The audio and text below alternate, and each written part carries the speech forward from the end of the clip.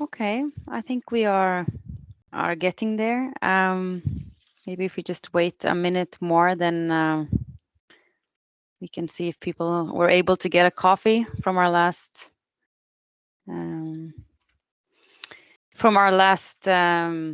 what do you call it?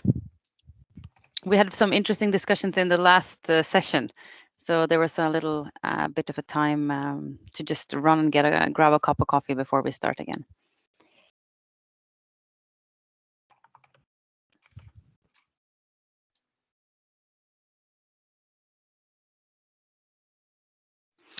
Yeah, but I can start by introducing this session. My name is Marte Solheim. I work at the University of Stavanger. And together with Svein Gunnar Skjøtun, we proposed this session because we were also doing a special issue in the Norwegian Journal of Geography on responsible innovation. So we thought it would be nice to also have a session here at this conference to also discuss these issues on responsible innovation and geography. But I was informed late last night that unfortunately the session, the second abstract had to withdraw. So we have some additional time, Rhiannon, if we get some discussion going here as well, or if we're not so strict on time, if you have some additional slides, or if you go on a little bit further. But we'll try to stick more or less to the time that we have. So the first, we're going to have then two papers that we're going to discuss today. So the first one is this paper by Rhiannon and co-authors on responsible innovation, symbolic knowledge, and sustainability transitions within the fashion industry. And then we have the other paper on functional disaggregation in global value chain, Swedish multinationals in the Chinese market. But first, we're going to start with your paper, Rhiannon, and I think it's quite interesting to look at the fashion industry, which you also mentioned in your abstract is arguably one of the most irresponsible industries in the world. So I'm really looking forward to your presentation in terms of this responsible innovation and what you also look at in terms of the work that you and your co-authors have done over many years, looking at the fashion industries in different contexts and through different studies. So when you are ready, the screen is yours, Rhiannon. Thanks, Marta, and thanks very much, Marta and Svein, for organising both the special issue and the conference session. It's always a lot of work to do these things, but we appreciate the forums. Yeah. Okay, I did practice this. Yeah. It's a bit hard, and in the last session we had some issues with also the slides not changing. So in case that happens, I will let you know if we don't see them moving. In case you have more than one slide. Yes, do that. I'm not very good with Teams. I don't know about everyone else. It confuses me. All right, I think I got it.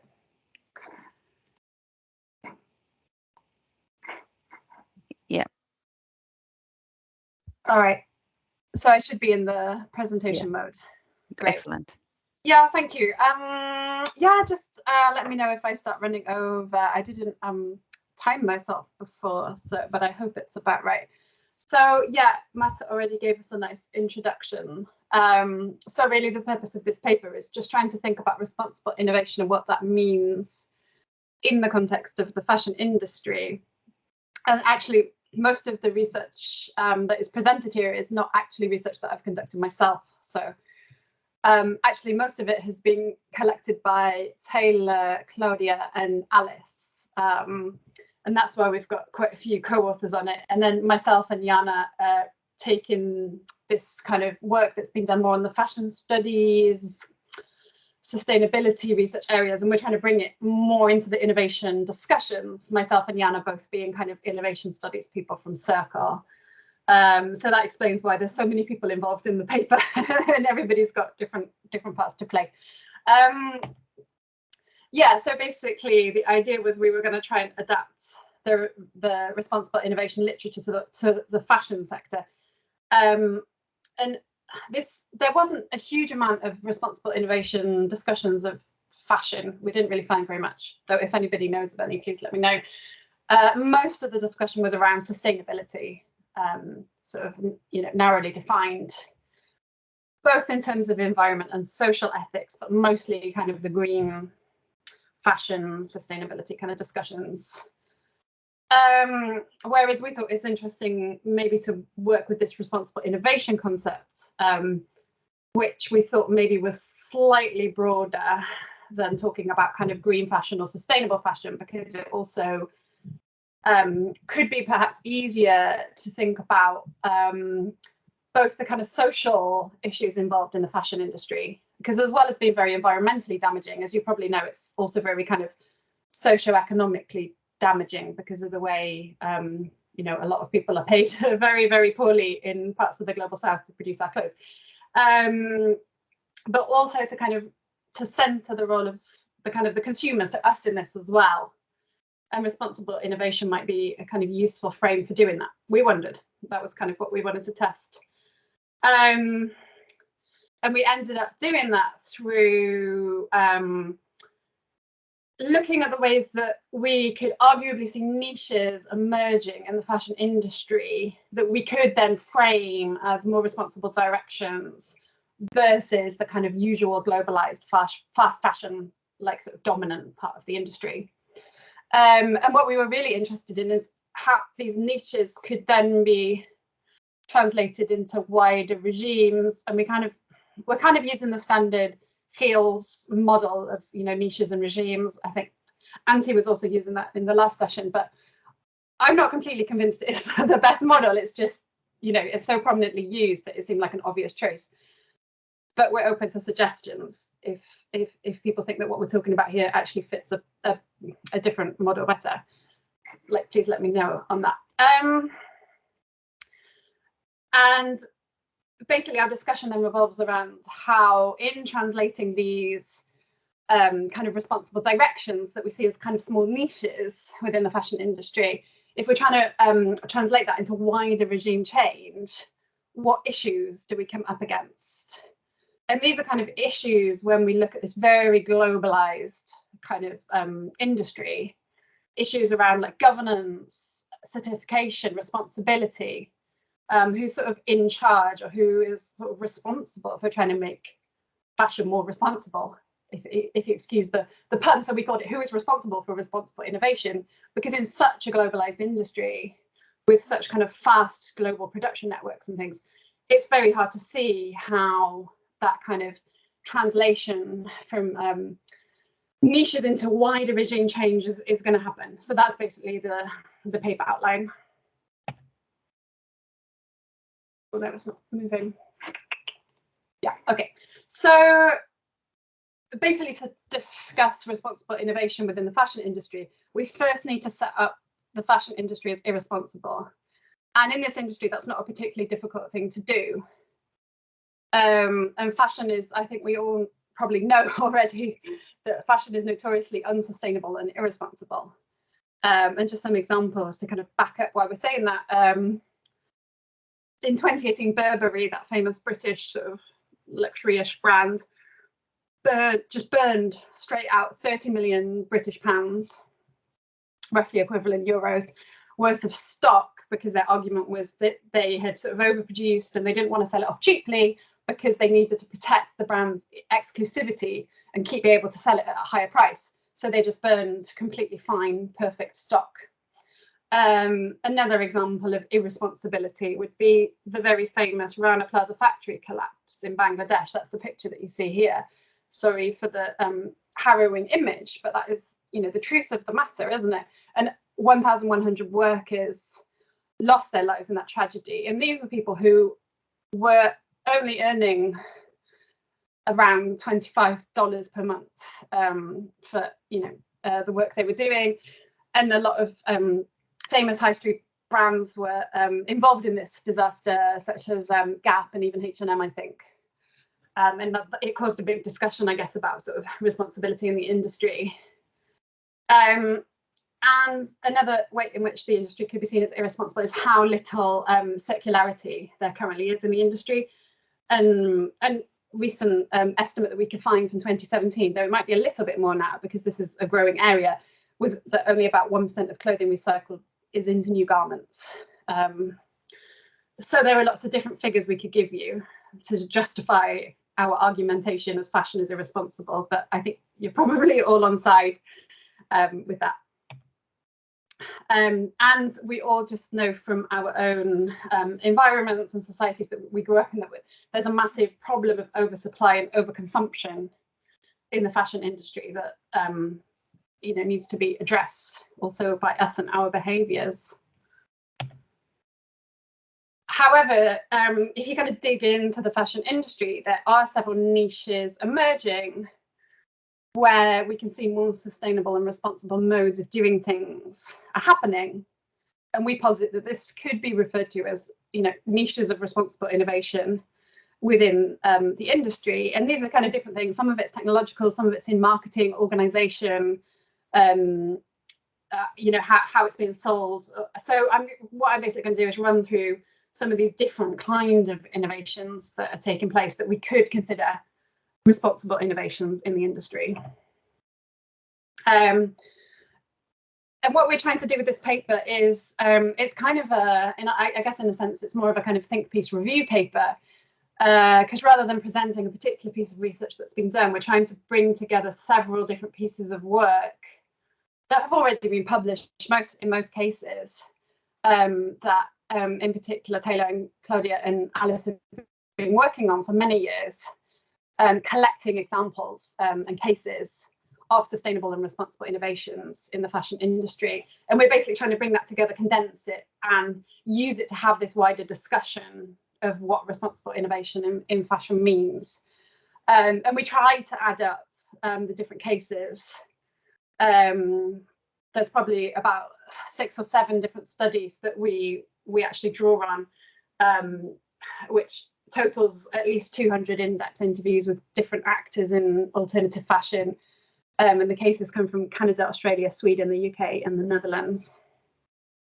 And it's mostly qualitative work that's being done. So it's mostly interviews with key actors such as, you know, fashion designers, producers, organizations that certify, organizations on sort of fashion policy side. So it's mostly drawing on interviews, but there's also been some kind of mapping, some kind of document analysis, looking at regulations, looking at schemes for responsible fashion and these sort of things. So we found a number of what we think we could call responsible innovation trends that are emerging in niches.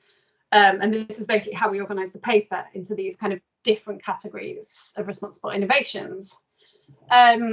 So the first one is the kind of slow fashion and made local movements. And you've probably heard about, you know, slow. Oh, it's the inevitable interruption from small people coming. You know, slow food. I'm just giving a talk a minute. Slow tourism, slow travel, etc. And this is kind of posited as, you know, an alternative to the globalized fast fashion industry. And it can be more responsible in the sense that, you know, often locally made will be made in a more socially responsible way, especially if you're buying from, you know, within the Nordic countries. You've got a much better way of knowing that the people that you're buying from who made locally will be being paid a better wage, etc.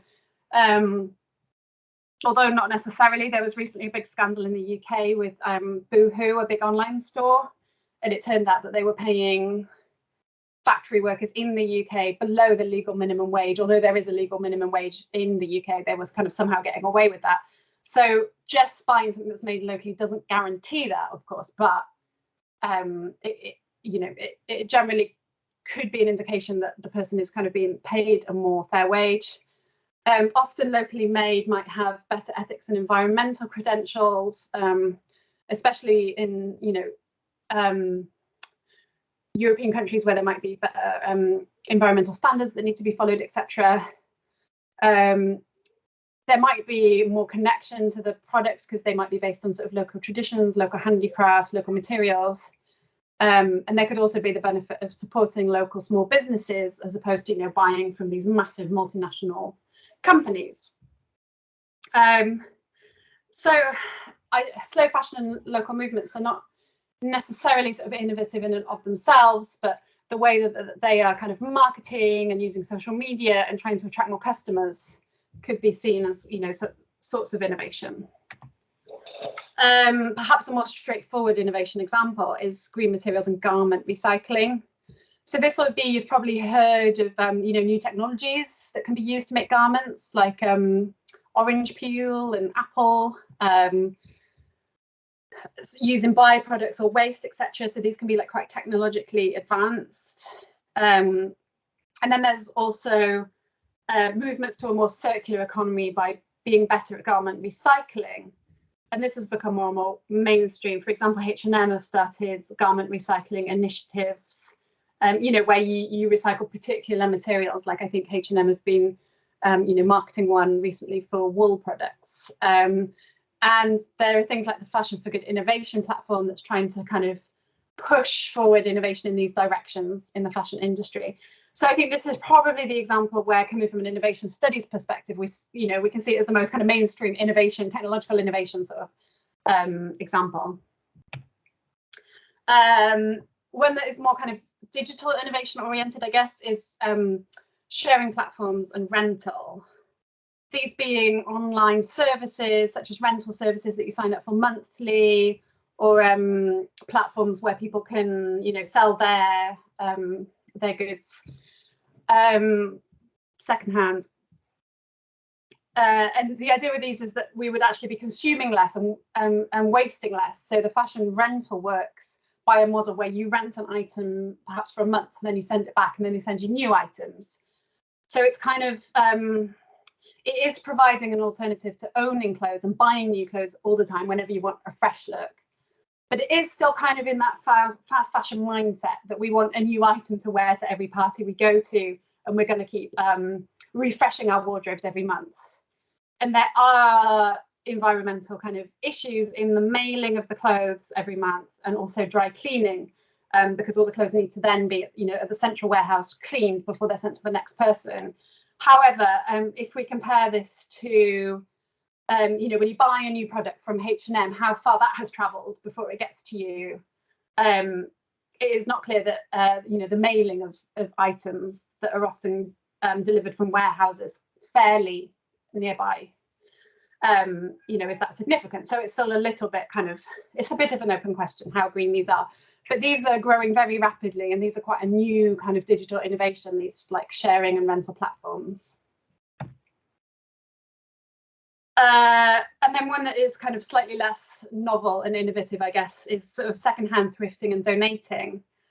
I think what's different about it from like an innovation perspective is that it's kind of recently become more trendy with things like Depop, vintage stores and specialist online stores for secondhand buying, which has kind of innovated the way that the secondhand market is, you know, speaking to consumers and attracting consumers and marketing itself. And now secondhand buying and thrifting is a lot less stigmatized and is actually quite trendy compared to like 20 years ago, when most of us were growing up, well, it probably was not, you know, seen as a cool thing to do. Obviously, there are still issues with that model because, as you've probably heard on the news, like charity donations often end up in landfill eventually, or getting shipped as bundles to countries in the global south, where they end up either put in landfill there, or, you know, it can be quite problematic. So it's not automatically a sort of a sustainable answer. But the kind of innovations in the digital sphere of better ways to buy and sell secondhand clothes is actually making that market a lot more vibrant. And then we have the kind of organizational innovations, which is the industry watchdogs and certifications. So you've probably noticed these when you've been shopping for clothes, and you might see on the labels certifications like Okotex, Fairtrade, GOTS, these kind of labels that are trying to show that it's a more kind of ethical product. But these are very different. You get different ones in different places. And I think when you're a consumer, it's actually quite difficult to know exactly what the different ones means. So when you're buying Okotex versus GOTS versus fair trade, yeah, what exactly do these mean? There are also these watchdog organizations that, you know, are supposed to work with brands, monitor factories, make sure people are getting paid a fair wage, making sure sustainable practices, such as the Fairware Foundation. And there's also kind of accords and commitments that brands are supposed sort of sign up for, to say that we're going to behave in a more responsible manner. I think the problem with this that has been found through the research onto this is that, firstly, how do you coordinate this when it's such a globalized industry? You might have a watchdog organization, for instance, that's quite a lot based like in the Netherlands, but they don't necessarily have like a truly global remit, and they also don't have any kind of legislative power or actions to back that up. Also, a lot of kind of industry funded and industry relying on firms to sign up kind of voluntarily. So what are the implications then if they don't comply? And I think also as a consumer, it's a bit hard to see whether these kind of certifications are something genuine, what they really mean, or whether it's a kind of greenwashing happening, you know, to make us more inclined to buy the product because we think it's more sustainable and responsible. So basically, we've identified these various kind of niches emerging and gaining momentum, and I think all of them could be looked at through various responsible innovation ways. However, the global fast fashion industry is not going anywhere, and it seems set to grow much more. And there's estimations that the global fashion industry is going to grow from US 1.5 trillion in 2020 to US 2.25 trillion in 2025. That's a very, very rapid growth of the industry. So the question is, you have these niches that are kind of gaining momentum and becoming much bigger. However, how are we going to go from that to actually reshaping the global fashion industry to be more responsible and sustainable when we see actually the acceleration of fast fashion and the emergence of a new model called ultra fast fashion, which is even more irresponsible, if you can believe it, than the fast fashion model we've seen over the last decade or so. And then part of the problem, as we try and discuss it here, is who is actually responsible for responsible innovation? Is it us as the consumers? That's obviously very problematic, and it seems to be very tough to actually shift consumer behavior overall beyond, you know, small niches of consumers. And it seems very difficult to break the fast fashion habit, especially as you get more and more middle classes with, you know, money to spend around the world. Is it governments? But, you know, how does that work in a globalized industry? If you regulate the industry in your country, then, you know, it will just move elsewhere. Is it the job of these like watchdog organizations? But then there's the question about how independent are they and what is their remit to do anything about it if you know, the companies aren't complying. So it's a really fragmented picture of different efforts that are happening on, and it's kind of hard to see how this is going to scale up into a wider regime change that is necessary if we're going to see, you know, a whole-scale transformation of the very irresponsible fashion industry to a more responsible mode of being. So yeah, I think whilst we see these really positive things emerging that are really exciting and really to be supported by us as consumers, it's the kind of what next, where do we go from there to that kind of global international scaling up to actually change, fundamentally change the model of the industry. And I just want to end by saying thank you to the co-authors. And I can't claim too much like responsibility for all this great work because it's basically on them, and they couldn't be here today, but here they are in pictorial form. Thanks a lot. Thank you so much. That looks like a great team, Rhiannon, and thank you so much for this great presentation. I really and also you have a lot of great examples, which is interesting and something that we can all sort of relate to. But I was wondering a little bit, I mean, I really liked your end part. I'm opening the floor now for questions, but I'll just ask one myself first. I really like the end of the discussion, like who is responsible, and sort of digging more into that. But first, I just had a question. You mentioned that there are some trends here, right? So you're moving on to more responsible you mentioned the orange peel, and you mentioned some of these trends also in terms of creating these products. But could you also in your studies, I mean, over those 10 years, do you see a shift in any of those? Do you see any differences across the countries involved, in Sweden, Netherlands, or the UK? Are you able to also to see some of that? And I was also wondering a little bit, maybe I missed that point, but regarding which actors you talk to regarding this ecosystem, or who were involved in that sort of data collection side of it. And then I would like to also, if there's some questions regarding that sort of who is responsible, and that I think could spur some good, interesting discussions. Yeah, thank you. Yeah, I mean, it's such a range of different studies that we're drawing on. I mean, one example is the Swedish example. So this is some work that Taylor's been doing recently, which is looking at Swedish sustainability brands, specifically when it comes actually to children's clothing. And anyone who lives in the Nordics who's got kids has probably seen this for themselves, that it's almost become standard, at least if you buy within, like Sweden, for example, that it's almost all like sustainably labeled now. And it's actually one of those examples where, I mean, Taylor's been speaking to a lot of the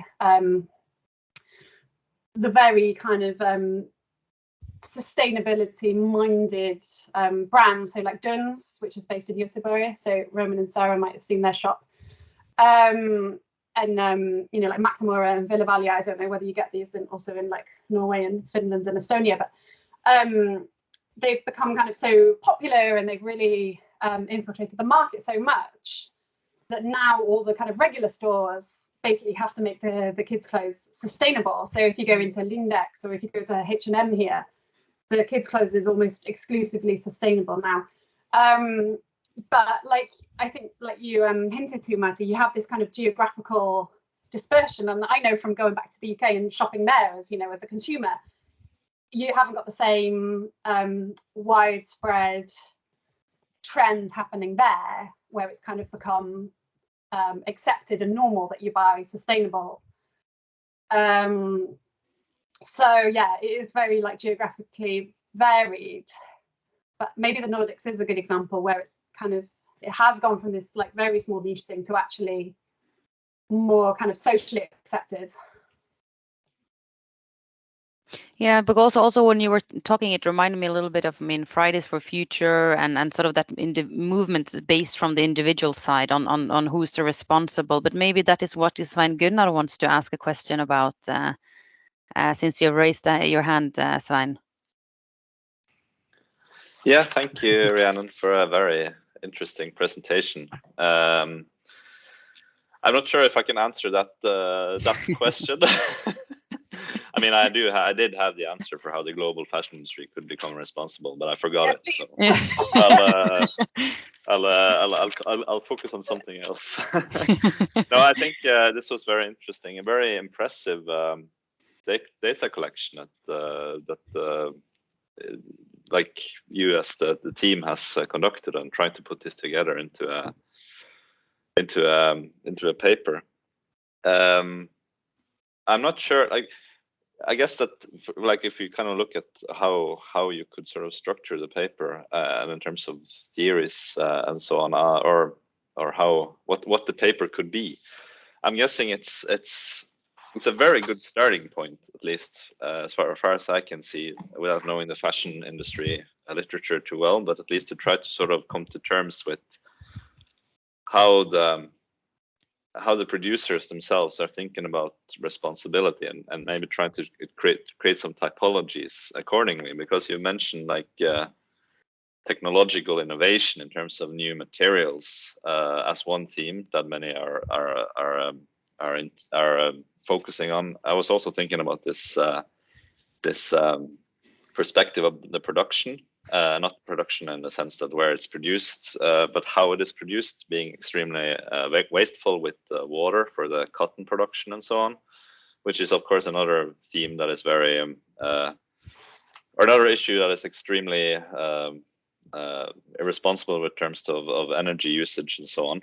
So I guess at the onset, it would be very interesting to see what are these companies focusing on? Is it like to kind of, or are there any, if you can kind of create a typology and like, is it responsible? Are they focusing on technology development and the production matters, or is it are they mostly focusing on wage and so on?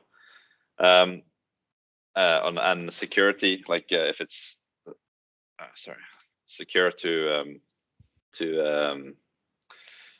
work in his buildings and so on, that could be one aspect, and kind of create like a sort of matrix based on that. But also, what can kind of be interesting for if you want to do more of this in the future, I guess. I'm not sure if you can do anything based on the data material you have, even though it's a lot, but because this would require more of a sort of data collection process in which you engage with these. For example, this example you had with the business model innovation in terms of rental.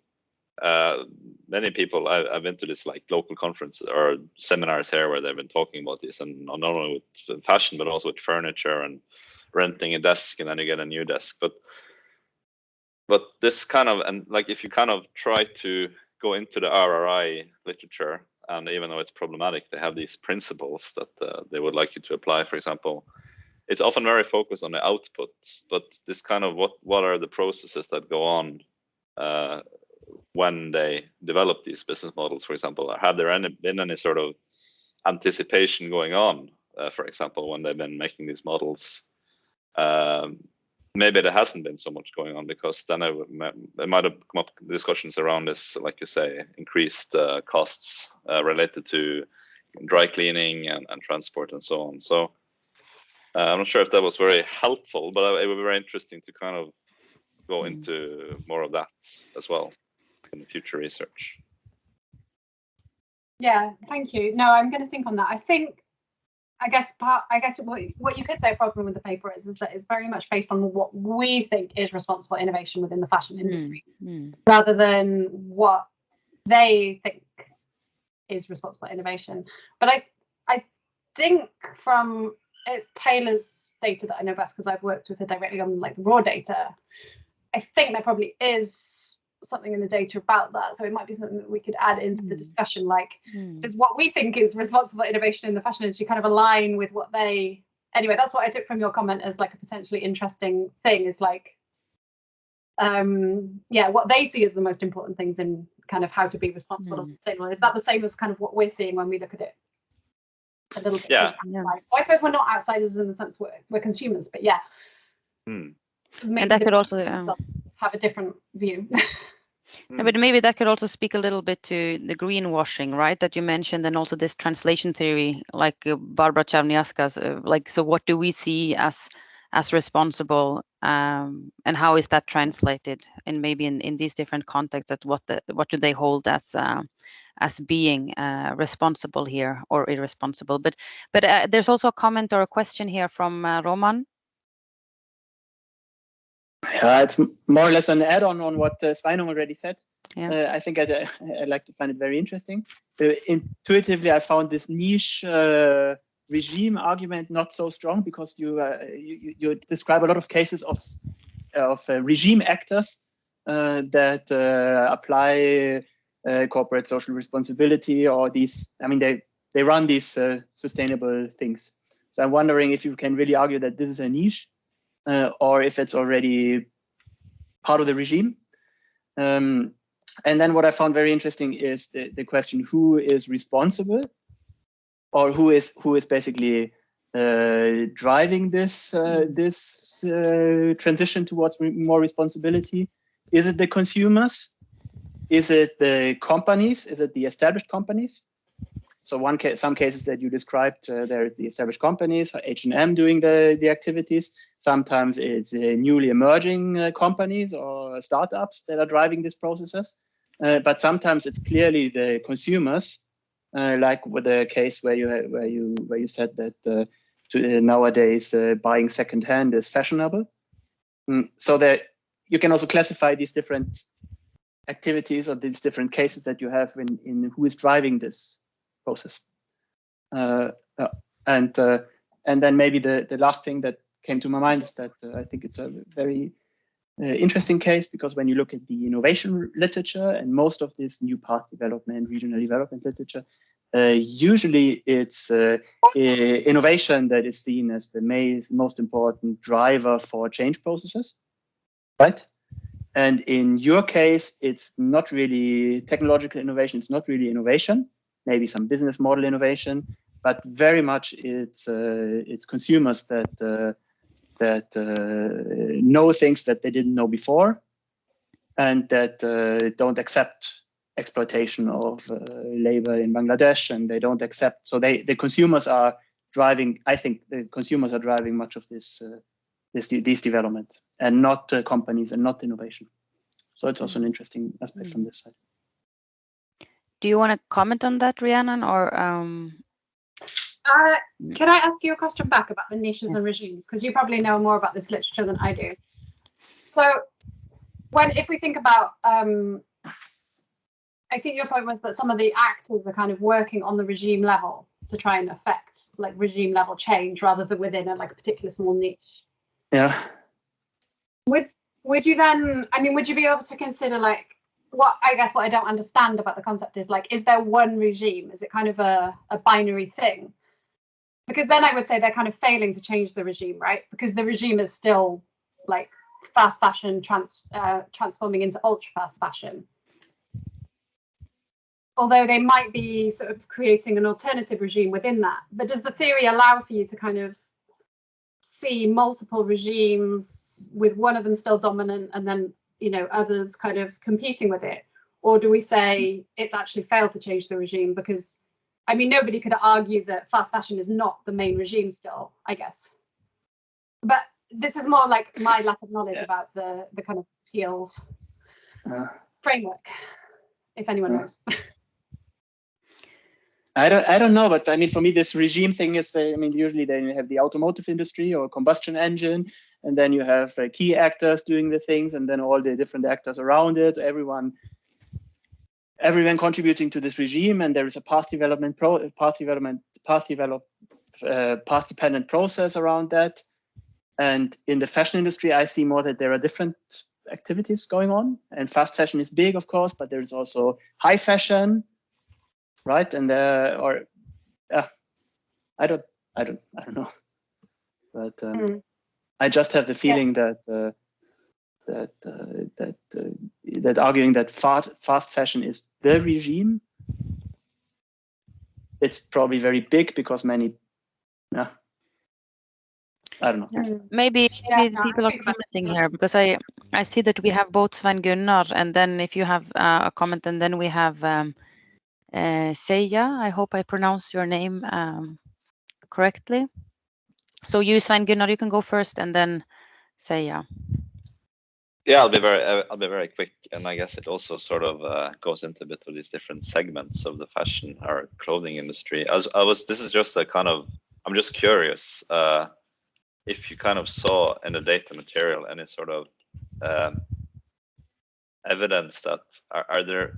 When I think about the fashion, or I guess it's the clothing industry really, or fashion industry is both high-end fashion. Well, at least when I think about fashion, I usually think about this like new designer, it can be this high-end designer clothing, and then of course you have the more, I guess the more boring clothing, which I am wearing. There's a T-shirt that I like, which has no color. I'll get 10 of those, so I don't have to shop it ever again.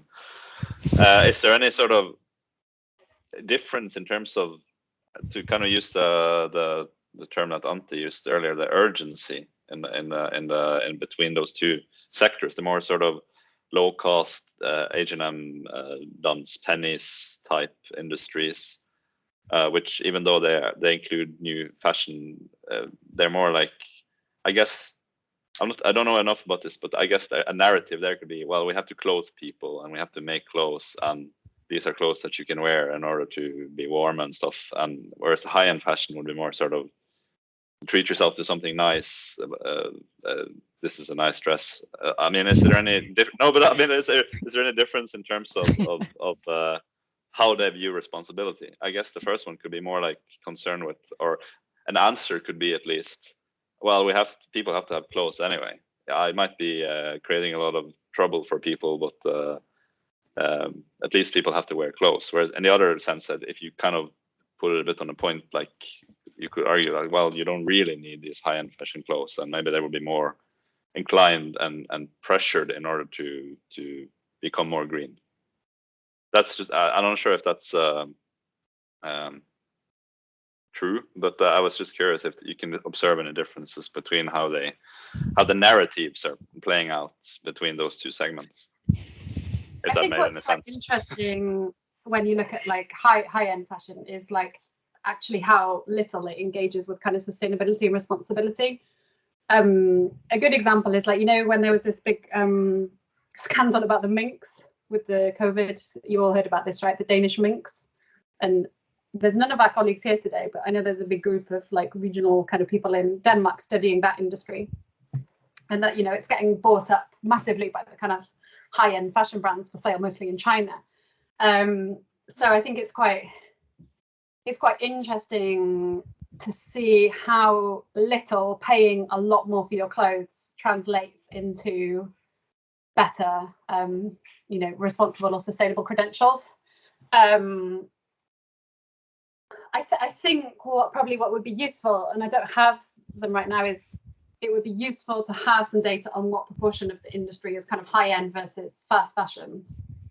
Well, I mean, I guess what you're talking about, the lower end, is what we call fast fashion, although you're probably quite a bad fast fashion consumer if you just buy 10 of the same t-shirt and then replace them when they wear out. I mean, you're not doing fast fashion correctly. You're supposed to look for a new look every like 2 or 3 months, right? Yeah. But yeah, black t-shirts are in all year round. It would be useful maybe when we like set up the paper to have some statistics about like what the value is maybe of the fast fashion versus the high-end fashion. But the short answer is like with the high-end fashion, you're paying a lot more, but that isn't, in most cases, it definitely isn't translating into like a better ethical product, if you like. It's often just as bad as the fast fashion, but you're paying a lot for the label, basically. And I think it's basically different consumers. I think your view on it of you would have basically a fast fashion wardrobe with a couple of high-end pieces is, I don't think how the industry is kind of being consumed. I think it's people tend to be, yeah, I think it's kind of separate groups. But I'm not the expert on like how the industry is divided up. But that's my understanding, that it's like very different kind of groups of consumers who are shopping different kinds of, and then the sustainable consumers are like a different group, you know. Probably some of the people in this room are sustainable consumers because we're the type that usually would be, right? Because it's very demographically, yeah, skewed.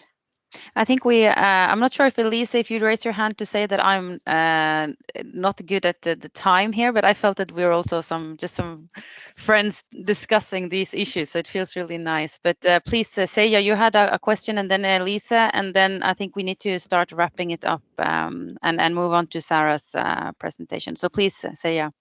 Yes, thank you very much. This was interesting. I think this thinking about the segments are very good, and also about the transformation. And it was good. It's somehow equivalent in the car industry that what has now happening. All car producers say that they stop this combustion motors. They 2025, 2013, we have only electrical motors. So there is a change going, and that is the way they will find this or get more legitimacy, since the consumer market has changed. And I think it happens here also all the time, and that's why this Hennes and Maurits and others, they must do this circulation, and they must make the change. So it is at least in these Nordic countries consumer driven, and then I think that success on that this thinking about these terms of legitimacy and urgency and power could be one possibility to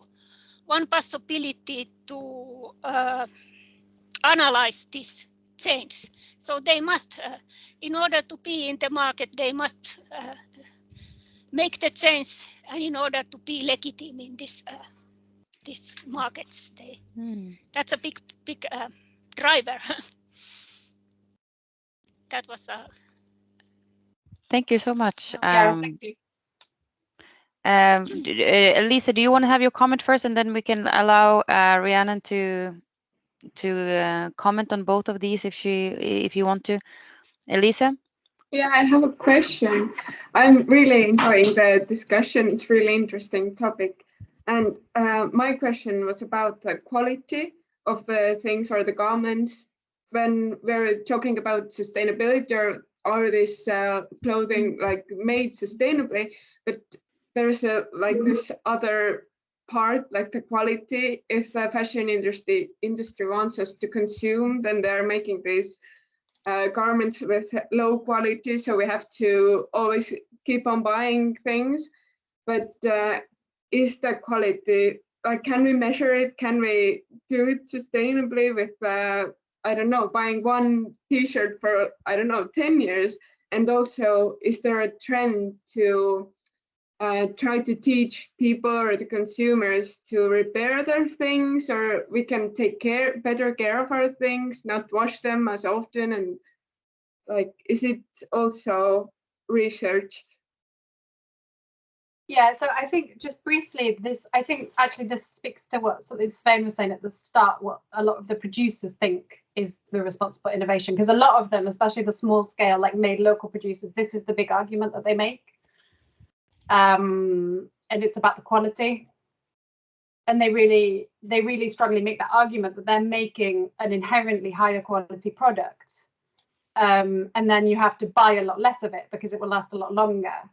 So I think actually you've made me think, Elisa, an answer to Sven's question is, what do they prioritize in responsible innovation? And I think it's this issue of making a better product. And there's all sorts of different initiatives like this, like maybe you're all familiar with Patagonia, who has this scheme that, you should be able to buy a coat from them and you keep sending it back to them and they keep repairing it. I think Doc Martens shoes have started doing it, like the sole is never going to wear out. If it does, you send it back and they give you a new one. So there's like the nudie jeans in Stockholm where, your jeans should never wear out. And if they do, you take it back to the repair shop.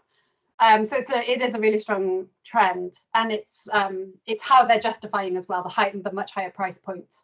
Because this is what we have to remember, right? I didn't talk so much about that, but it's part of why consumer-wise it remains a small group, because the price point for these is often so much higher than the high street equivalents, obviously. But thanks to everybody for your comments. I've made lots of notes. So I think it's going to really help now when we're writing up the paper to try and submit it in November, right? Yeah, we Sven Gunnar, is it November? It's soon anyway. Yeah, it's soon, but we got a question if we could postpone the deadline a little bit. Of course. Right, Sven? I think he's lost his sound, right? Yeah. But yeah, so we were just asked if we could push it like a month to allow for some more time in that. But we will send out an email regarding that. But I would like to thank you all for all of your comments. Thank you first to you, Rhiannon, for a great presentation, and also to everybody who joined us, and I think everybody here, basically almost all of us provided comments. So this was a really interesting and a fruitful discussion. So I hope that also will help you in your continued work. And also it sounds from the group here present that this is something that we are all eager to read more about and learn more about, and something we can all understand, because we all wear clothes and we all are intrigued also by the responsible innovation and sustainability transition, and code red and the way that we live and how we approached all of those things. So thank you so much for this interesting presentation, and for everybody asking questions and being involved in it. So I saw that Seija, you still have your hand up, but maybe it's an old hand. I think it's an old hand. Yes, it's an old hand.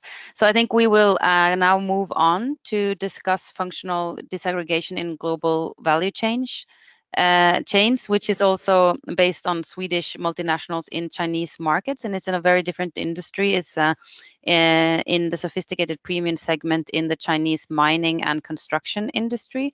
So it's Sarah Franz from Gothenburg University that will present this this paper. So when you're ready, Sarah, then please, the screen is yours. Thank you for this very nice introduction. I will start to share my screen.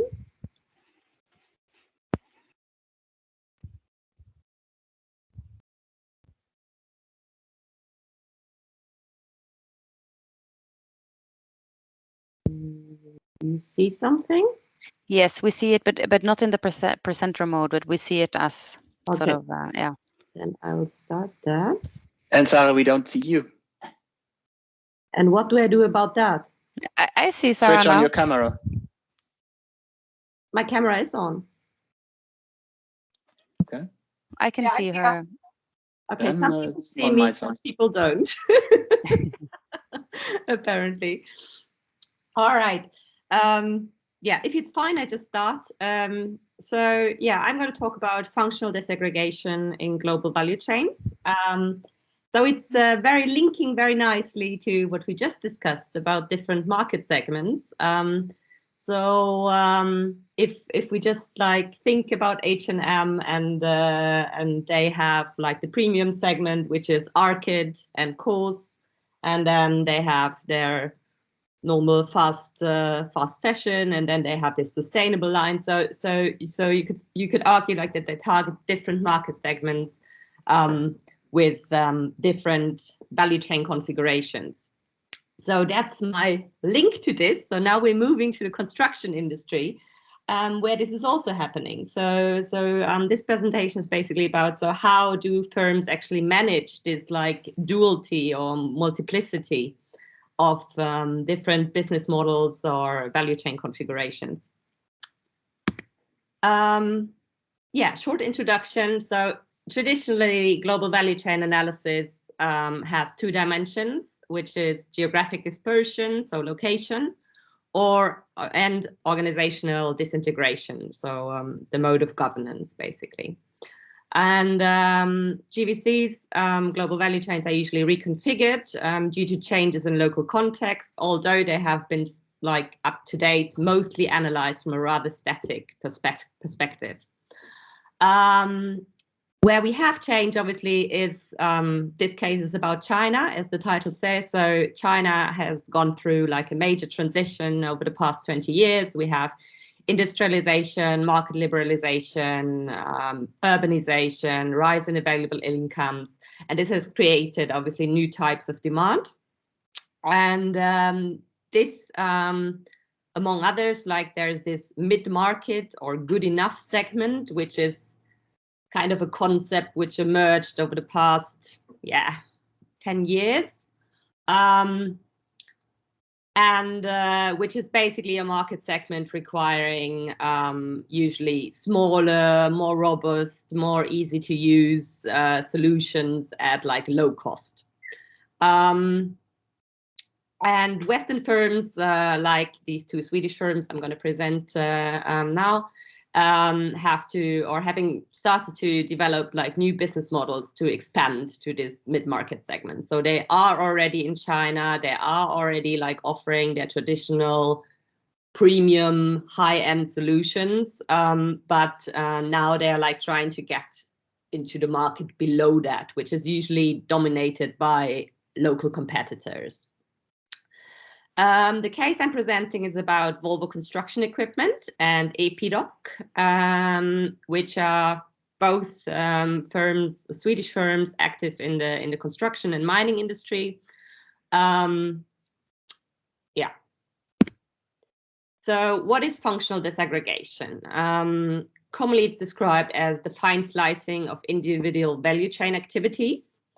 And so for instance, you could take R&D and you could slice it into like conception phase, prototyping, testing, so different activities basically which belong to that function. Now for each of the slides, kind of firms have to decide to do it in-house or externalize it, so the mode of governance, and where to conduct it. So, and usually the literature discusses vertical functional disaggregation, so which I just described. So you take one function like R&D and you discompose it into its single tasks, which are usually in the sequence. So, and this paper, that's how we frame it. We discuss horizontal functional disaggregation by product line or market segment. So then you take the R&D function, and instead of slicing it vertically into single tasks, you basically slice it horizontally. So you have the same task conducted for the premium line and the same task conducted for the mid-market, let's say, for the different market segments. To visualize this, as it's kind of, at least for this literature, like a new idea and a new way of thinking. So I've had some problems, getting the message through, kind of. So this is very good to present this, and so very good exercise for me again. So so here we have, for example, the premium segment with one product line. So you have, for example, R&D. And then you have the mid-market segment, which is different products. And you could say, okay, we do that integrated. So the same team developing products for the premium segment is developing products for the mid-market segment. Usually that doesn't go that well because it's a completely different mindset. It's a different price level. It's customized solutions versus like a mass market commodity. So that's why firms choose to separate these activities. So they have one R&D team for the premium segment and one R&D team for the mid-market segment. These could be in the same organization. So, for example, premium R&D located in Sweden and mid-market R&D conducted in China. But they also could be in different organizations. So you could like separate like mid-market from premium R&D and then decide to also externalize this part. So basically, like as I see it, so you slice and then you decide if you want to do it in-house or external, and you decide where to locate it. So kind of these three decisions. So it has been argued that basically functional disaggregation stretches the level of organizational disintegration, as I just explained, because these like slices could also be externalized. And it presents often a shift in skills. So you have to build new skills team which has specific or a different skill set, which is needed for the new market segment compared to the existing one. And obviously this induces multiplicity and complexity into the organization. So how to manage these different business models, value chain configurations in the same organization. So this wonderful figure shows Volvo construction equipment from 2002 until 2018. And it shows basically on the left side, you have the five main functions. So R&D, branding, sourcing, manufacturing, sales and service. On the x-axis, you have time in years. And then if we, for example, I'm not going to take you through the whole figure, but I'm gonna stick to R&D because it's forward explained. So if you look at the upper part at the R&D function, they started with conducting premium R&D in Sweden and in Korea from the beginning, and then in 2007 they actually entered a joint venture with a Chinese firm, SDLG, so Shandong Lingdong Construction Equipment also, so from the same industry, who had a very good position in China in this lower mid-market segment. So they therefore SDLG then also started to conduct R&D for the Chinese market. So then they went with that for a while, and they said, actually, we also want to try to do R&D for mid-market products ourselves. So they localized, they built an R&D unit in China in 2010. And today they also have projects where they actually conduct R&D together, SDLG and Volvo Construction Equipment. So this is basically then done for every function. So you could see here that Volvo also operates 2 brands. So you have the Volvo Construction Equipment brand and the SDLG brand for the mid-market. In terms of sourcing and manufacturing, everything stays a little bit more integrated than in terms of R&D. Yeah, so I think you get the idea, I hope. The same is then done for Epidoc. Here we start in 2006. As it was the Volvo case, premium R&D teams in Sweden, and then they started to localize the R&D in 2011, and they entered a joint venture with a Chinese local partner in 2017.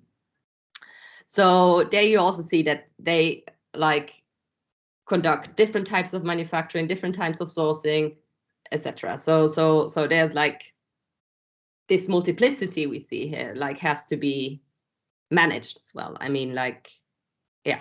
So okay, this is already a little bit of the we have been analyzing then what drives this process. So why do they actually separate the premium from the mid-market segment, and why do they do that? So so if you look on the right side, that's the reasons, the drivers which lead to a functional separation. So of the mid-market manufacturing versus premium manufacturing, for example. And there you see several drivers. In terms of R&D, what leads to separation is usually it's a very different mindset, it's a different cost structure, and actually separating it into a new team often increases speed and gives more decision-making autonomy to that team, specifically for this new mid-market segment. In terms of sales, that was very interesting. Both cases highlighted that they tried to use the same sales team to actually sell the products. But it obviously created a lot of frictions because nobody is really interested in selling low cost commodities when he can also sell very prestigious premium end solutions. So there was a bit of a competing interests and friction, basically. Maybe I highlight some more. So this is basically when you separate it, so you create a different team, but they're still in the same organization. So that's great. And then in the white quadrant, basically on the right end, there you see, okay, they separated it, but they also externalized it to this local joint venture partner. So and why do they do that? Because doing it internally themselves in their organization by building a second team for this market segment, they can only reach the market until a certain point, and then they can't go lower. It's just none of the firms actually succeeded.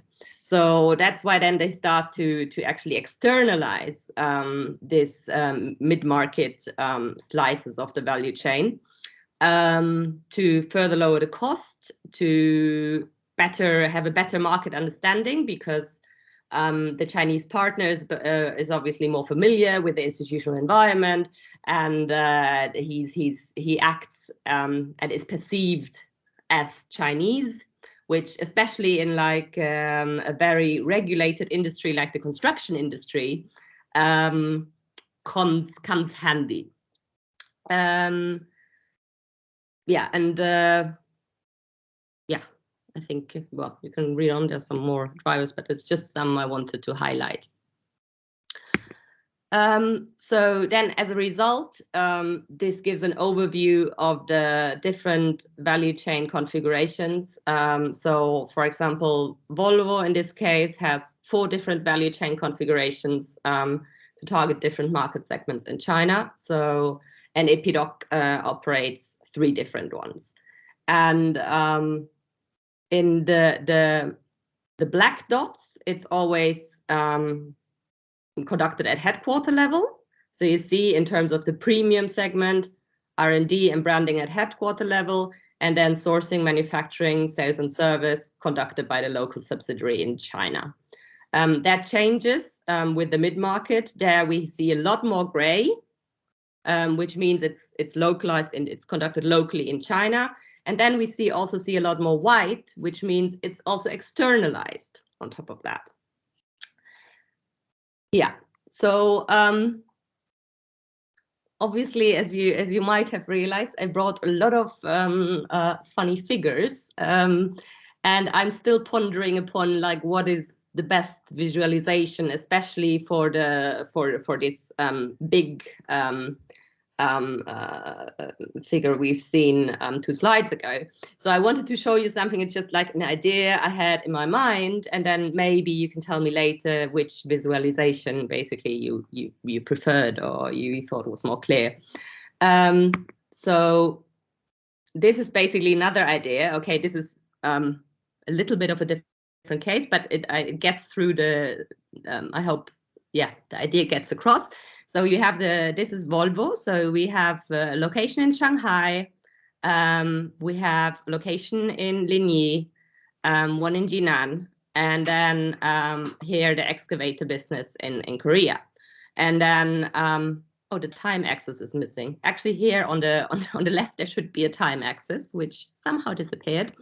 So, and then each color is a different function. And then you see when they were like localized in a specific location. So this here is 1998, and then yeah. So as I said, the years are missing. And then you could like connect the dots and say like, okay, like the same picture we've seen here, like where they do R&D, where they manufacture, where they're sourcing for these different value propositions, basically. You could basically use dots to show this. So this is like the premium configuration. This is the first mid-market configuration, the second mid-market configuration. So to see, okay, these are the multiple value chains that actually operate to target different segments in a large country like China. As an outcome of all this, we have summarized this in this figure like as the process of functional disaggregation. So you have internal and external drivers. You have different types of functional disaggregation. So the horizontal one by market segment or product line, or the vertical one into smaller subsequent activities. For each of these slices, managers have to decide then, do I want to keep it integrated, or do I want a new team to conduct that activity? Which mode of governance do I choose? So do I want to keep it internal? Do I want to externalize it? And the geographic location. And then the outcomes of this process are then like that we are stretching the level of organizational disintegration and geographic dispersion.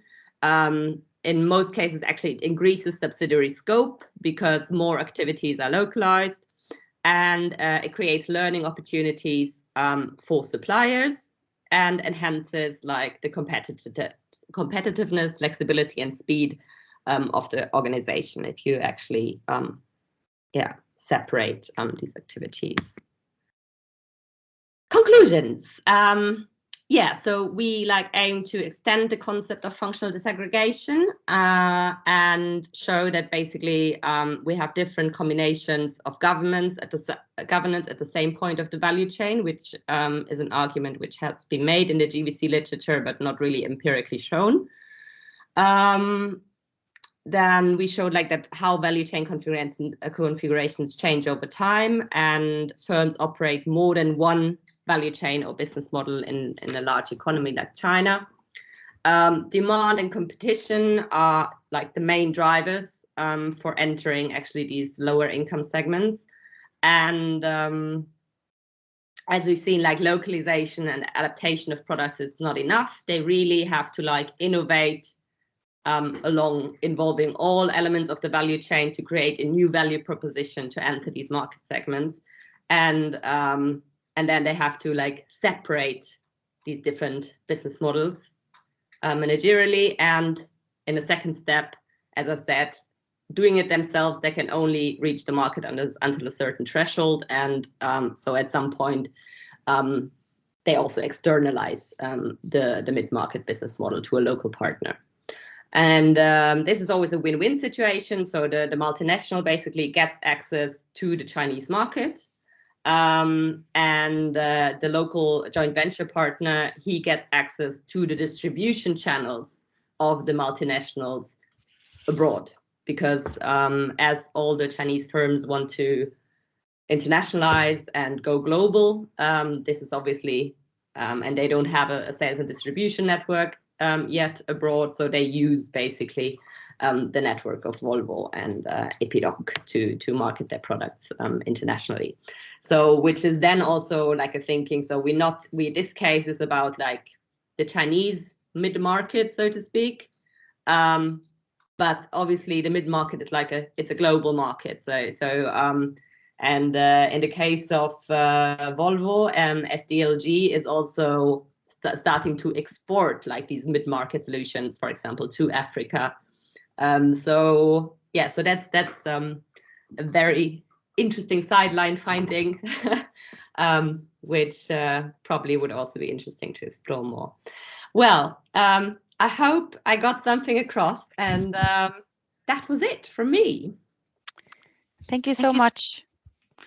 This was really interesting. I just heard myself in echo slightly, but now it seems to be working. Yeah. So thank you so much, Sarah. And also, I mean, indeed, you did mention in your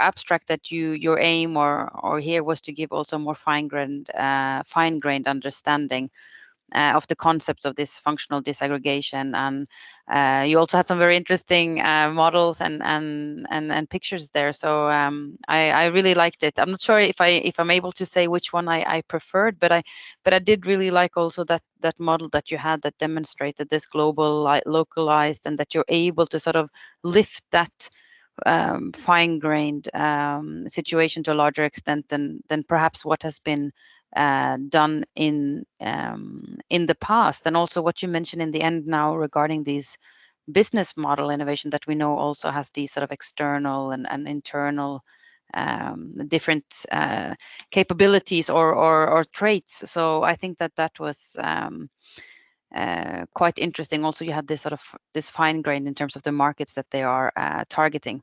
So thank you so much for that. I'll just see if somebody has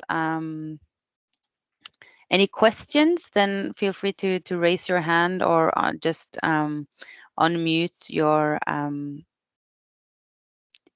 microphone and just ask if you have any. I see Svein Gunnar is raising his hand. Yes, please, Svein. Thank you, Sarah. You can hear me? Thank you, Sarah, for a very interesting presentation. It was extremely impressive to see how you had mapped this more fragmented value chain that at the onset might look more sort of, or often you can think that they're more simple than they actually look. I'm going to ask you maybe a difficult question, but I was just thinking in the interest of the theme of the session being sort of on responsible innovation and sustainability issues. when a big multinational company like Volvo, which have their sort of strategies for sustainability and issues and SDG goals and all that, how I'm not sure if you have any data to sort of that you can see on this, but if you can just reflect a bit upon it, how is that tension playing out in these processes? How is the sort of in the kind of joint in the meeting with the Chinese suppliers and the sort of new value chains that appear? How is this being negotiated? Is it being translated? Is it being taken up in these new value chains, or is it more focused on the sort of efficiency processes and so on? If that was an understandable question. Yeah, of course, not like my my focus. focus. I can say that, for example, Volvo, they and also Epidoc now, they introduced like a second-hand machine market. So they're actually taking the machines back in China and refurbish them and then sell them again, which is like going to the idea of more like circular business model. But in terms of sustainability, this is not much about sustainability. I mean, this is about lowering cost, and it's about capacity and efficiency. So in this like mid-market products, at least in this case, there wasn't any hints in the interviews or anything regarding sustainability. Yeah, I mean, then like if we lift it up like to the whole concept of the mid-market, good enough innovation, and then which also comes then with frugal innovation. I mean, it's a whole pot where concepts are like thrown in. And there, I mean, I was think about like frugal for whom or sustainable for whom, like for the planet or for the firm or for the user. So I think that's from my perspective always a question which has to be asked, like especially if we talk of this like sustainable innovation, frugal innovation, like for whom is it sustainable or frugal? Like I think the answers can be very different depending on the actor. Don't know if that answered your question, but of course, there's a lot of challenges in the car automotive industry in Europe. We're actually next week we're going to have a guest lecture from who used to work for Bosch, and they were making apparently they don't only make washing machines. They also made a little measuring apparatuses that were measuring emissions on the Volkswagens, leading to Dieselgate. So he was a whistleblower there that was really heavily pursued by the company when sort of trying to kind of point this out, that this wasn't ethical, this wasn't right, and it might look like they're following these things on the outside, but then you have all these things of greenwashing, and actually this is not even greenwashing. This is purposely cheating with the data and machinery in order to look greener than they are. So this is illegal. So it is. I think it is, of course, challenges there. Yeah. But thank you. A very, very interesting presentation. thank you. But thank you so much, Svein Gunnar. And I saw you, Roman. Did you have a question or no? I Oh, can ask one. yeah. I don't see Sarah. Sarah, okay. Yeah, I've just a question about these functions. I mean, your conceptual framework and everything that you showed is very much based on these 5 functions, right? And I was personally wondering if these functions are the way that every company organizes itself, or if these are conceptual, if these are concepts that you applied. So because I was wondering, okay, you argue that sometimes R&D is in the headquarters and sometimes it's in the host country. But if you could basically, you could also break it up and say, okay, the most valuable activities is research, and that you might want to do at your in the home country at your headquarters, while development might then take place at the different locations to adapt your innovations to the specificities of the host country. So is R&D always R&D at the same spot, or can you divide R&D into research and development at different locations?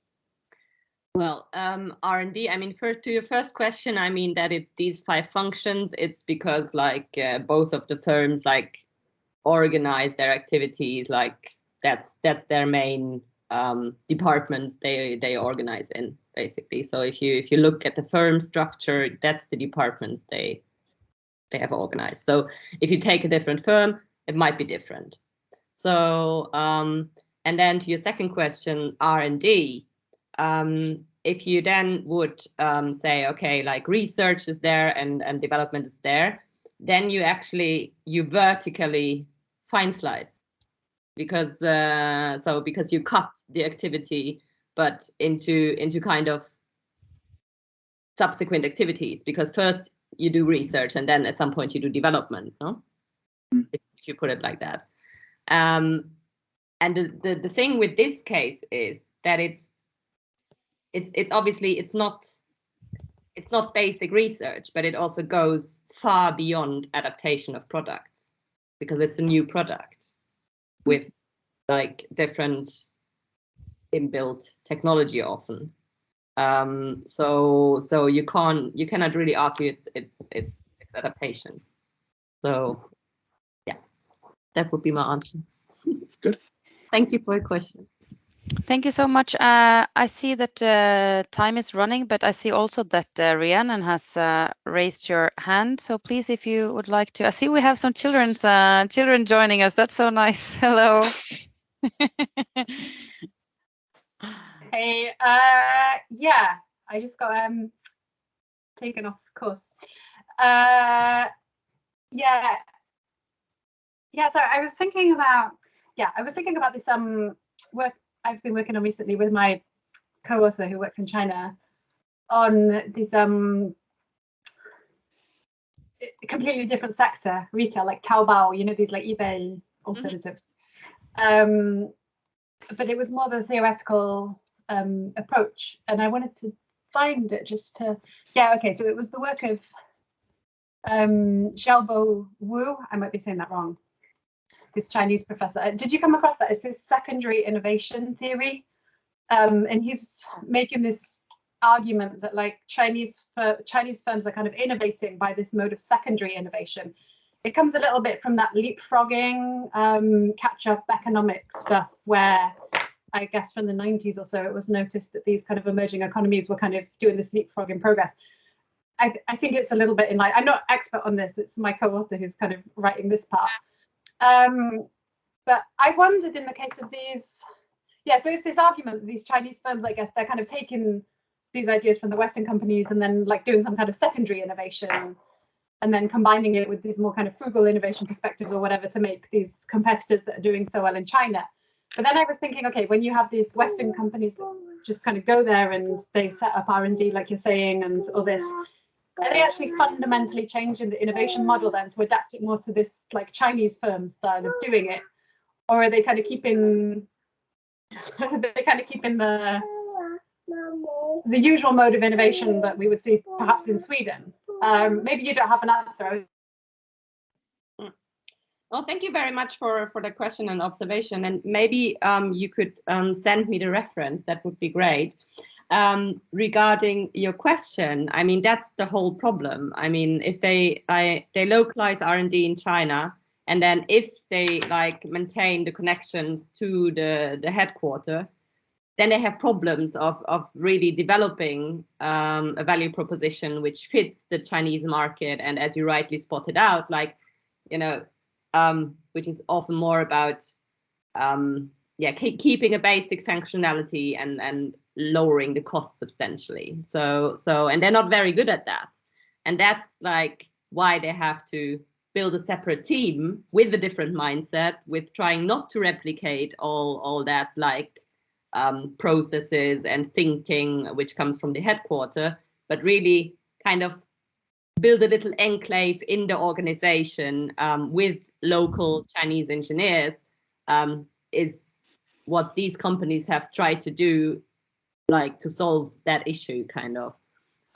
Yeah, but yeah, as I said, they weren't really successful doing that until they actually really involved a local Chinese partner. Because also, I mean, as a Western firm, I mean, there's compliance issues as well. I don't want to say like but you know, Chinese firms tend to do business in China differently than Western firms, basically. So, and there's a lot of things they do which Western firms just can't do because they like talking about bribing and stuff like that. So there's some institutionalized practices basically in the market which a Western firm can never do, and that's why they like externalize, and then the local partner can act like local Chinese. So that's the idea a bit behind it. Thank you for your question, and thanks for the reference.